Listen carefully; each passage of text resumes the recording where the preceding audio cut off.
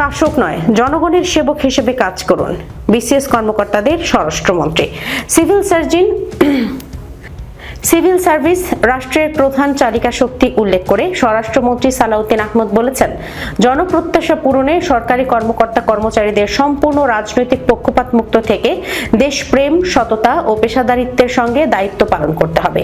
বিগত 17 বছরের প্রশাসনিক রাজনীতিকরণের ধারা থেকে বেরিয়ে এসে জনপ্রশাসনকে জনগণের প্রকৃত সেবকে রূপান্তরিত করতে হবে।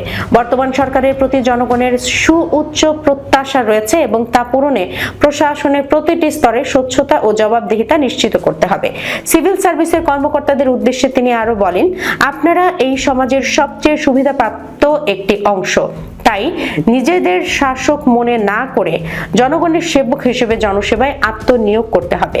রোববার রাজধানীর শাহবাগে বিসিএস প্রশাসন একাডেমিতে মিলনায়তনে জাতীয় পাবলিক সার্ভিস দিবস 2026 উপলক্ষে বিসিএস প্রশাসন একাডেমি আয়োজিত এক অনুষ্ঠানে এসব কথা বলেন মন্ত্রী।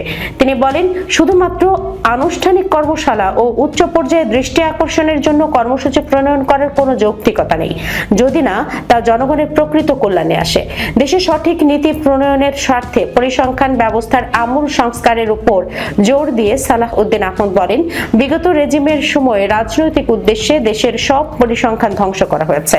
আদমশুমারি, কৃষি উৎপাদন কিংবা পার ক্যাপিটা ইনকাম সবখানেই ভুল তথ্য পরিবেশন করা হয়েছে।